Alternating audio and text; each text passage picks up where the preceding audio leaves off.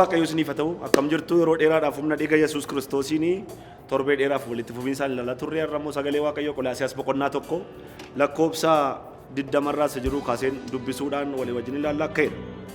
Waaqayyo wanta hundumaa karaa isaa ofitti araarsee dhiiga Kiristoos isa fannoo irratti dhangala'eenis lafa irrattis waaqa irrattis nagaa buuseera jedha.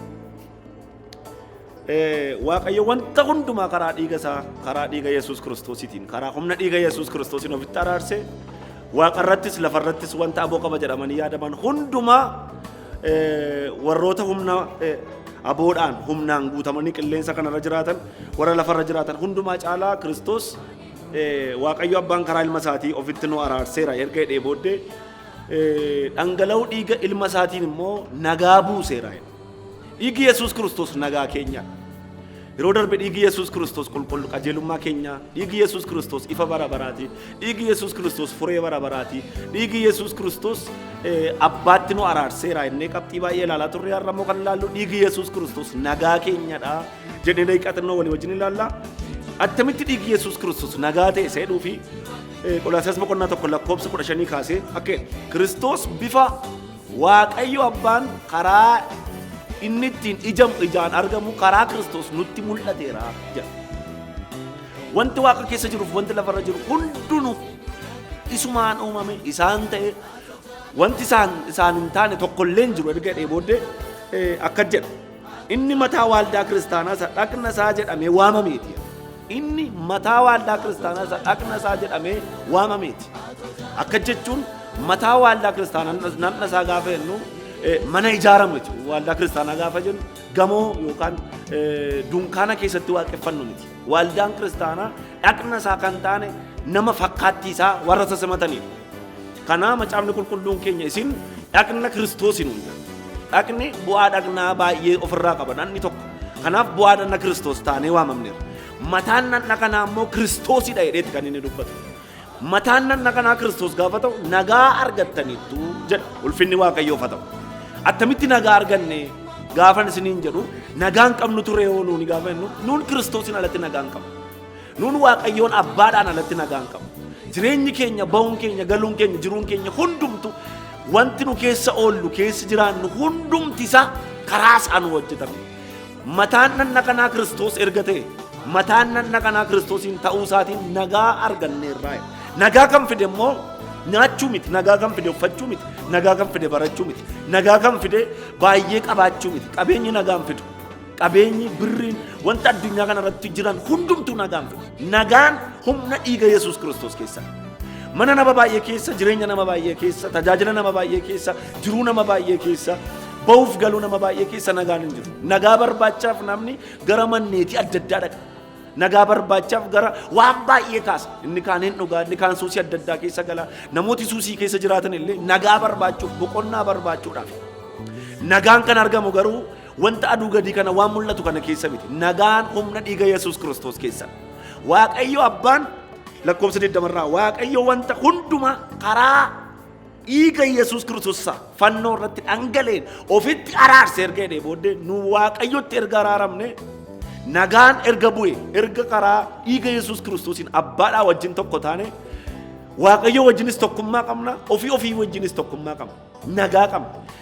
Nagaa waa'ee nagaa xiqqoo isinii kaaseetanii gara qabxii keenya sittaa nutti dabarra. Nagaan namni erga Waaqayyo irraa gargar ba'e, namni erga Waaqayyo irraa addaan ba'e, namni jalqaba addaam sun erga Waaqayyo irraa addaan ba'e nagaan qabu ture. Akkamitti nagaa dhabe? Nagaan, gammachuun, boqonnaan, jireenyi keessumaa Waaqayyo yeroo guyyaa hundumaa gara Addaamiin dhaqee Addaamitti dubbata ture. Yeroo aduun tasgabbaa'u qabbanaa'u gara Addaamiin dhaqee Addaamiin dukkaasa. Erga Addaam cubbuu godhe jannata Eden keessaa ba'ee garuu Addaam Waaqayyoon baqachuu jalqabe. Walii isaanii baqachuu jalqaban. Ofii isaa baqachuu jalqabe. Qullaatitti dhaga'ame jireenya isaa irratti cubbuu wantoota hedduun jireenya isaa irratti kissiin ofii isaa of loluu jalqabe Addaam. Sanarraa kan kaase ijoolleen Addaam Qaayiliif Abeel wal ajjeesan. Sanarraa kan ka'e dhalooti nagaa dhabaa, nagaan badaa, jeeqamsi, raafamni akkasumas dhiiga dhangalaasuun badiin addunyaa guutummaa qabate. Erga Yesuus Kiristoos dhufee dhiiga ofiisaa qaraanoo gubbaarratti dhangalaasee garuu Waaqayyo abbaan nagaa namaaf isa gidduu jiru deebise. nagaa nama keessa jiru deebisi. Nagaa namaaf uumama gidduu jiru deebi'i. Nuun Waaqayyotti araaramnee irra gaafa jennu nagaa qabna. Nagaan keenya waan argamu sana miti. Nagaan keenya waan lakkaamu miti. Nagaan keenya Kiristoosidha. Ulfinni Waaqayyoof haa ta'u. Nagaan keenya Kiristoosidha. Warri amanaa jiran amma nagaan isaanii Kiristoosidha. Nagaan nama hundumaa. Haleluuyaa. Ilaa keedheetti inni fannoo irratti dhangala'eenis lafa irrattis waaqa irrattis nagaan bu'e. Wal gidduutti araaramne miti dhiiga Yesuus Kiristoosiin. Namaaf nama gidduu duwwaatti araaramne miti.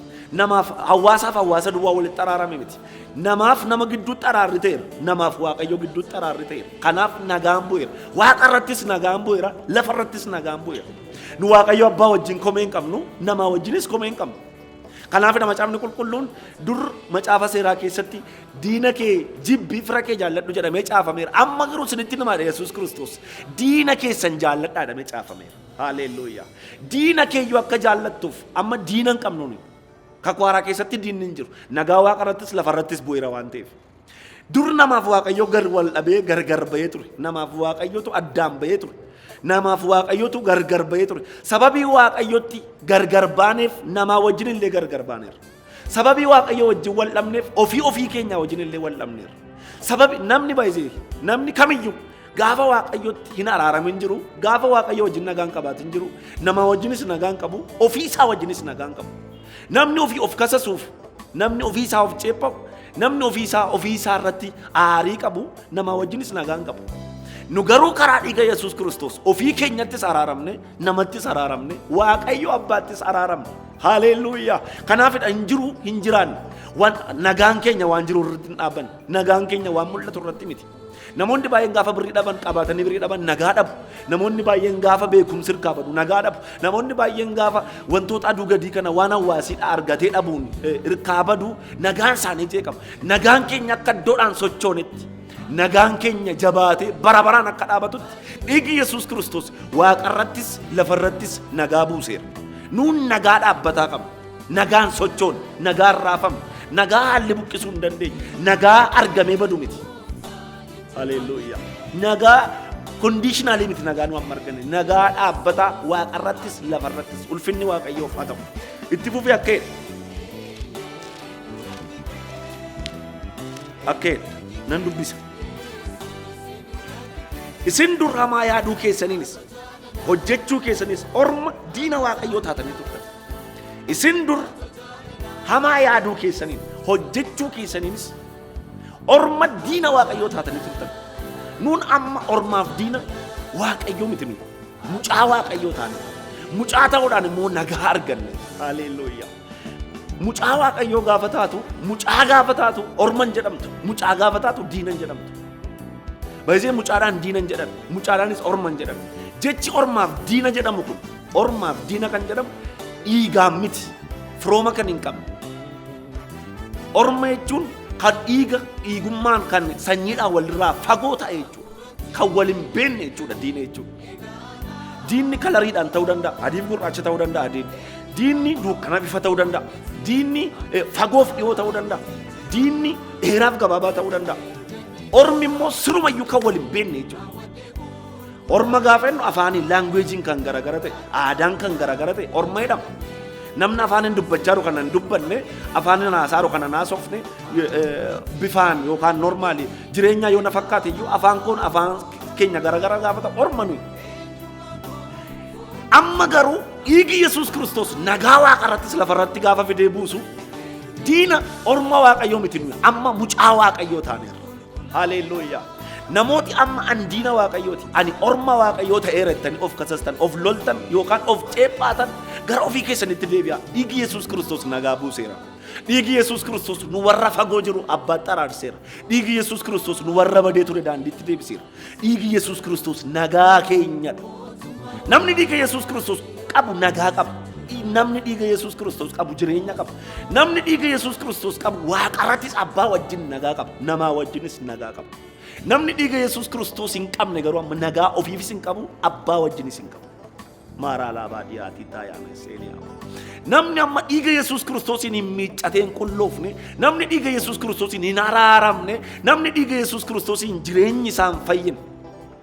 Waaqayyo abbaan nama hundumaa gara isaatti kan fidate. Waaqayyo abbaan nama hundumaa kan inni ittiin ofitti araarse jaarsoliidhaan miti. Jaarsolii 24 waaqarra jiranii miti. Ergamootaanis miti. Yookaan immoo nama akka kooti erguudhaanis miti. Luba waaqarraa gara namaa dhufe. Luba waaqarraa gara keenya dhufe. Luba waa'een namaa waa'een abbaa isa keessa jiru. Luba waaqaaf abbaa walitti araarseeniti Yesuus Kiristoos nagaa keenya nuuf. Dhiigi Yesuus Kiristoos nagaa kooti. Kanaaf amma nagaa qabaan hin raafamu. Nagaan koo haalarra hin jiru. Nagaan koo politikaa biyyarra hin jiru. Nagaan koo diinagdee biyyarra hin jiru. Nagaan koo qabeenyaan qaburra hin jiru. Nagaan koo tajaajila koorras hin jiru. Nagaan koo maatii koorra yookaan immoo fira koorra hin jiru. Nagaan koo dhiiga Yesuus Kiristoos keessa.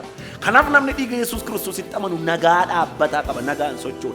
Macaafni qulqulluun akka isin dur yaadaan gochaadhaanis orma diina waaqayyoo taatanii turtanii waan darbeedha paastiidha waan taanee turreedha amma garuu miti diina waaqayyoos miti orma waaqayyoos miti turtan jedheetu amma garuu waaqayyo du'a namummaa ilma isaatiitiin haleluuyaa du'a namummaa ilma isaatiitiin ofitti sin araarseera. Namni wal dhabe gaafa walitti araaramu nagaatu bu'a. Wal dhabdee isa biyya keenya keessaa sana hawaasa keessatti beektan miti. Isa nagaa buufne radhan sana miti. Isa sobaa waaqaaf jedhi nagaa buuseedhan miti. Kiristoos waaqaaf jedhee nagaa fidee dhufe miti. Anaaf jedhee nagaa fidee dhufe malee. Siif jedhee nagaa ta'ee dhufe malee. Kiristoos nagaa keenyadha. Dhiigi isaa nagaa keenyadha. Dhiigi Yesuus Kiristoos nagaa keessa bara baraati.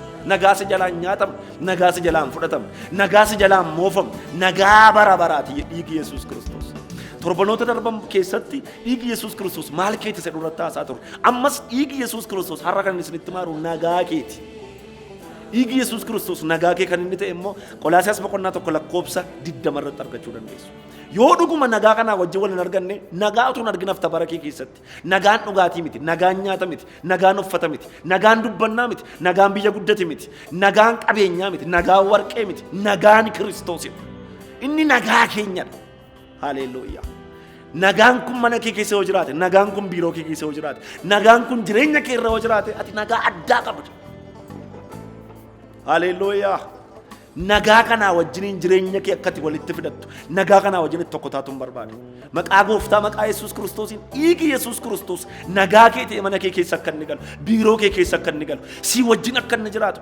Dhiiga Yesuus Kiristoosiin nagaa dhaabbata akka argattu siin kadhadha. Humna dhiiga Yesuus Kiristoosiin nagaan kee deebi'eera. Warroonni fayyaan yookaan immoo jireenyi dhukkubii jireenya keessan jeeqaar humna dhiiga Yesuus Kiristoosiin nagaa dhaabbataa isin ilaadheera. Nagaa dhaabbataa argattaniitu. Dhukkubbii mataa kan isin irraa deemu. Dhiiga keessa dhiiga hamaa gale kan jettan foon kee irra rakkinni hamaan kan jiru maqaa Yesuus Kiristoosiin humna dhiiga Yesuus Kiristoosiin nagaa sii ta'eera. Nagaan si argateera. Nagaan jireenya kee argateera. Maatiin kee nagaa ta'aniiru. Hojiin kee nagaa ta'eera. Ba'uun galuun kee nagaa ta'eera. Shaaloom maqaa Yesuusiin ameen.